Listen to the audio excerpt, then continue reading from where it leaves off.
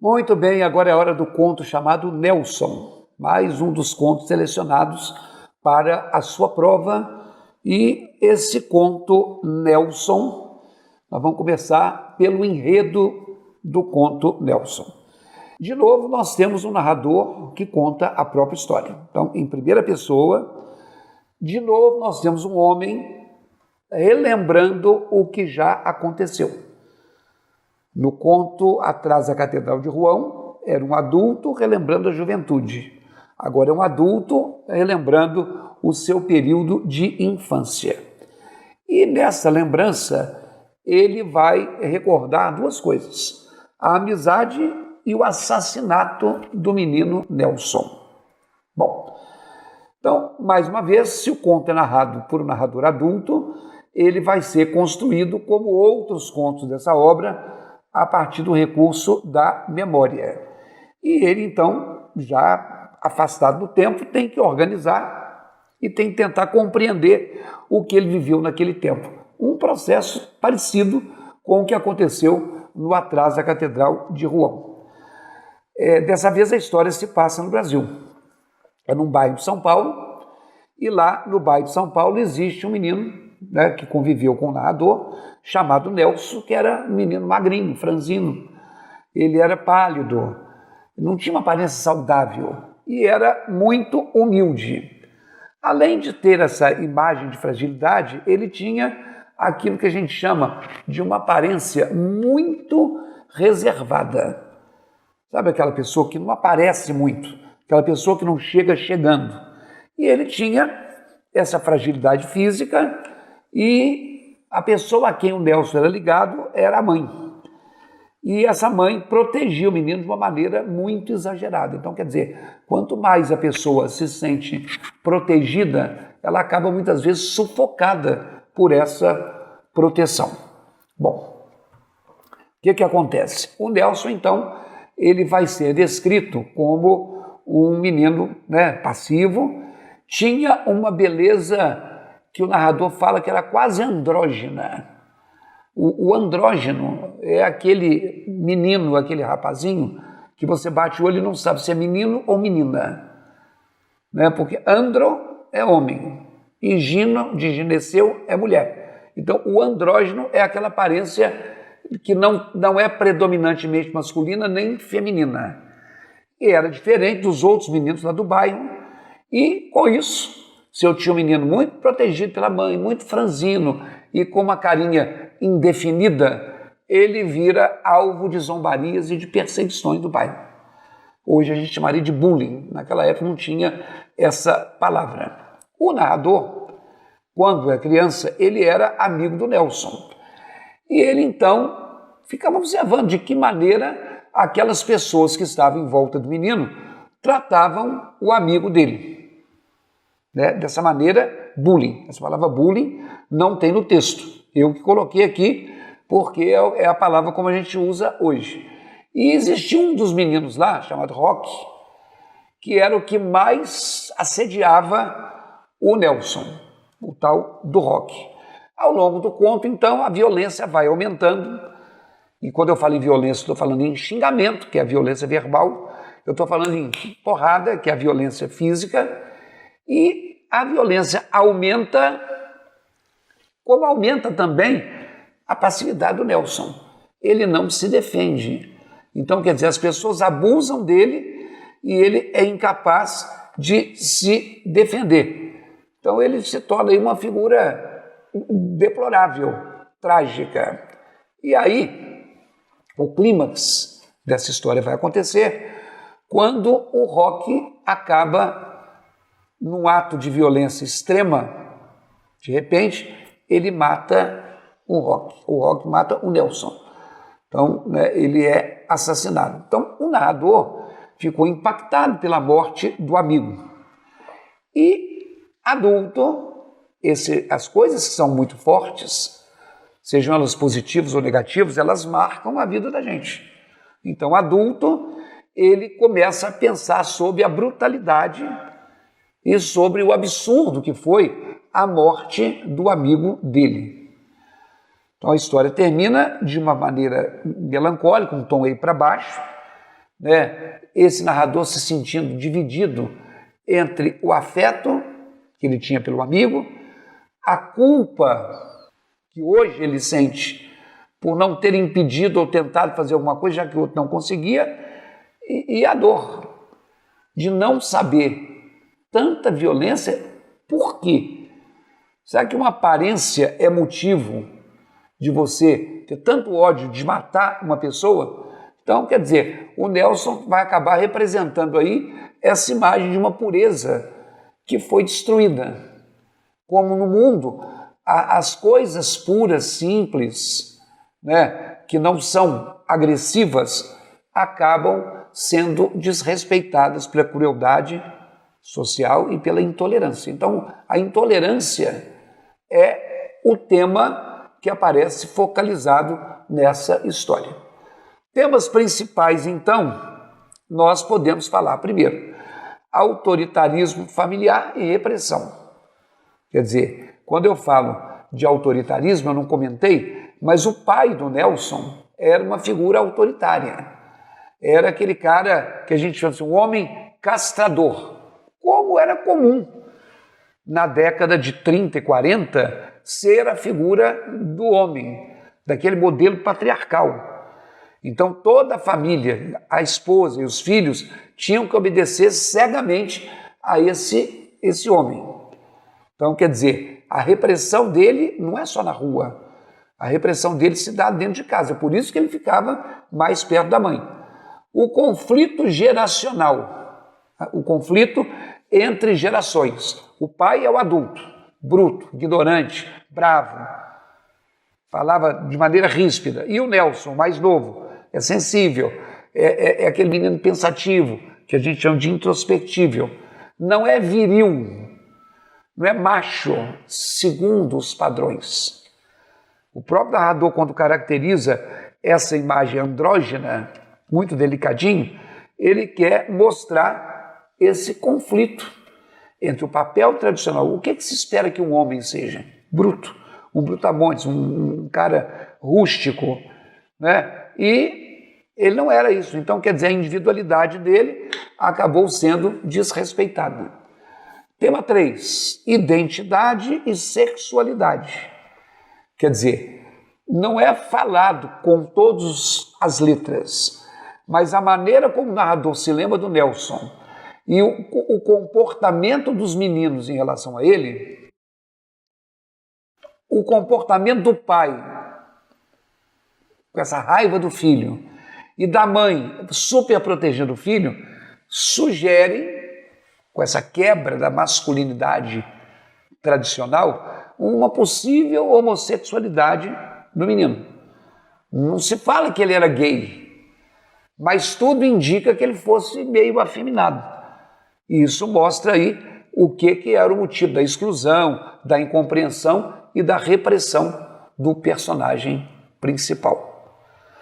Disso aí surge o outro tema, brutalidade versus sensibilidade. Sensível é o Nelson, brutos são os demais, o pai, principalmente, e os meninos.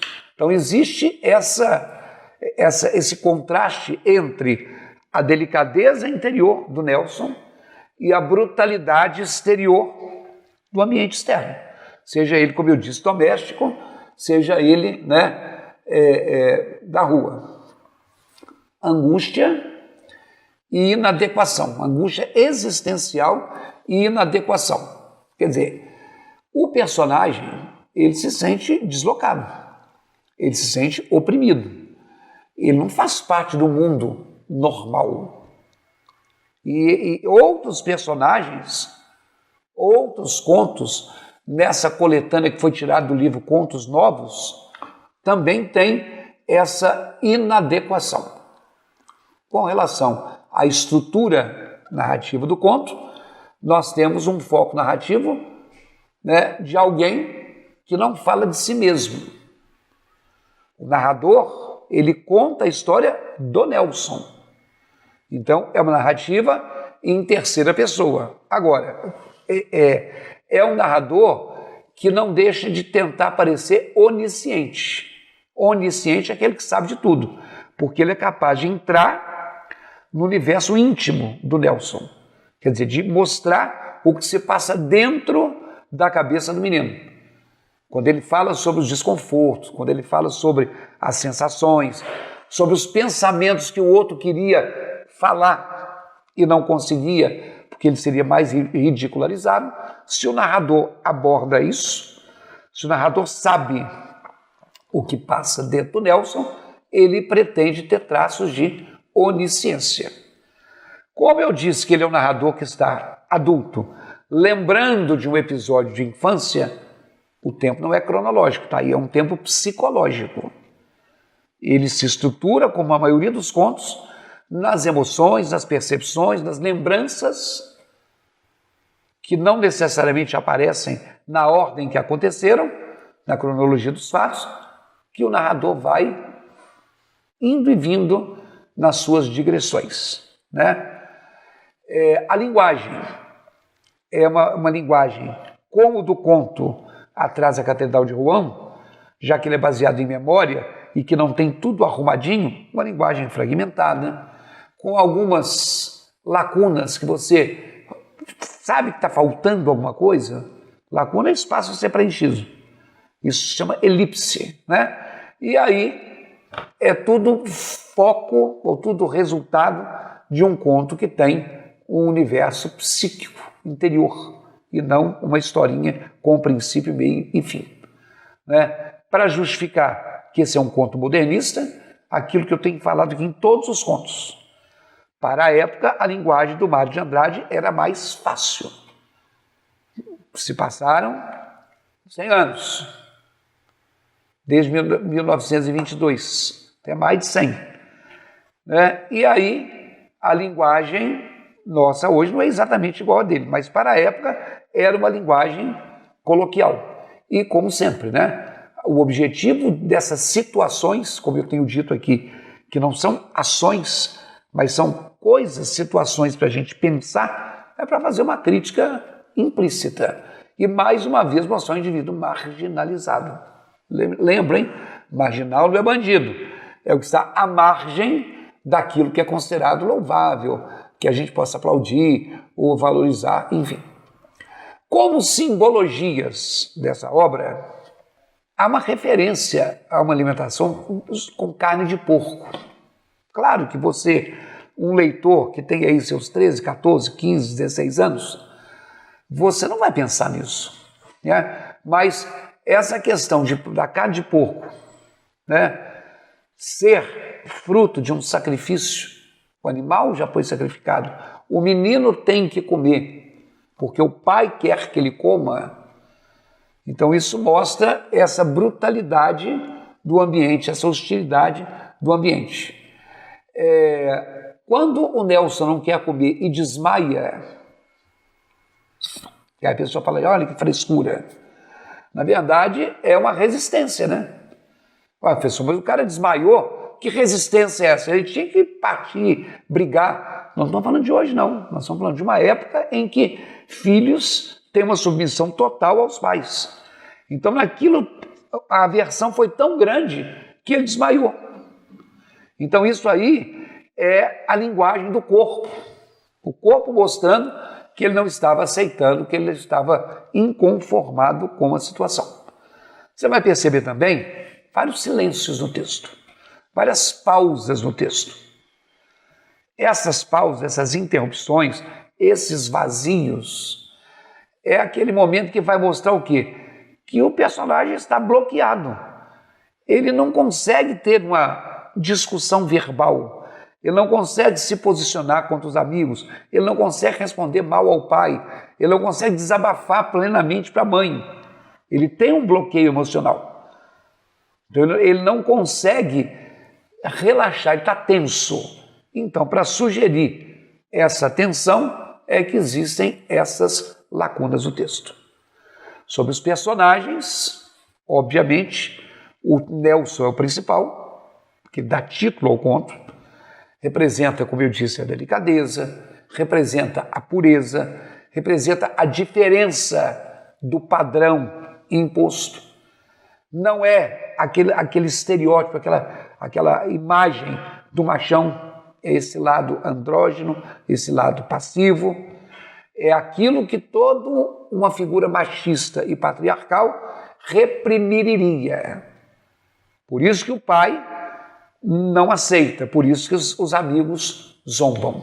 Rocky é o menino que matou, o Nelson é o modelo do machão inescrupuloso, do machão que acha que ser macho é ser violento, é o que hoje a gente chama de uma masculinidade tóxica. É aquele homem que se impõe não pela inteligência, não pelo discurso, não pela postura, mas pela força, pelo ódio ao que é diferente. Como essa temática está muito na moda, é importante que você saiba que esse conto aí é um dos preferidos dentro dessa linha de discussões que a gente vive todo dia, de racismo, de homofobia, de xenofobia, das fobias da vida.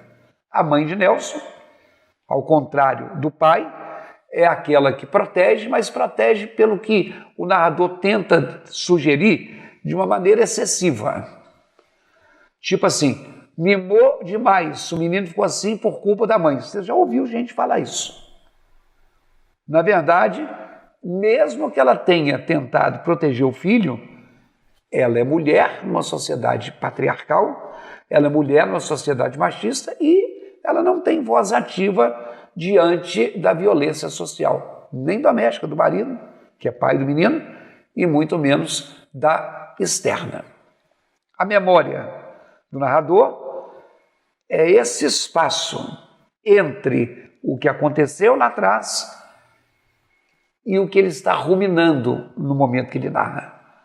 Então, é esse espaço em que o trauma vai persistir. Por que trauma? Porque como o narrador de Atrás da Catedral de Rouen fez, ele reconstruiu os fatos para tentar se liberar dessa culpa de não ter feito algo por alguém que ele gostaria, mas ele não se sente redimido, tá? Ele não se sente aí aliviado. O pai do Nelson, já falamos, é o machão ou o machista, é o símbolo da sociedade patriarcal, é aquele que se mostra como defensor da rigidez moral e é aquele que, como todo macho alfa, espera uma virilidade, ser viril, ser varão, ser macho no sentido rústico. Família em geral. Essa família que tem o pai machista, a mãe submissa, o filho frágil, representa a estereotipação, quer dizer, o modelo de uma sociedade que é repressora, de uma sociedade que não tem empatia, essa palavra está na moda hoje em dia também, né, e que exige papéis sociais definidos. Menino faz isso, menina faz aquilo. O comportamento do menino tem que ser esse, o da menina tem que ser o oposto desse. Como se as coisas fossem uma produção em série, né? Conclusão. Nelson, então, vai ser esse conto que vai criar essa tensão entre as normas da masculinidade versus o sofrimento psíquico de quem não se encaixa a ela.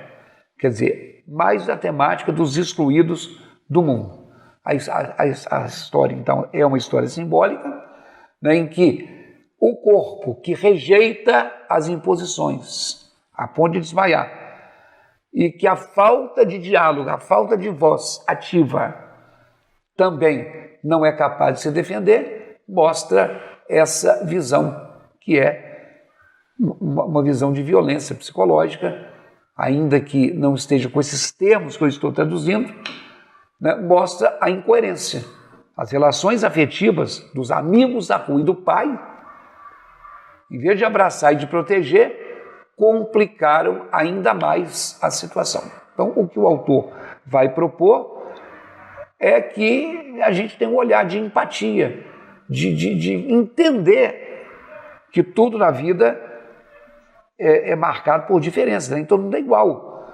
Uns são mais explosivos, outros são mais introspectivos, uns são mais agressivos, outros são mais passivos, outros são menos delicados, mas existe um ideal normativo. Ou você segue a norma, ou você mais uma vez está à margem. Isso mostra então o peso que foi a estrutura familiar repressora retratada nesse conto. Tá bom? Repito, hein? Esse é um dos contos que, pela temática atual, tem uma boa chance de ser explorado aí na sua prova. É isso aí. Até o nosso próximo conto.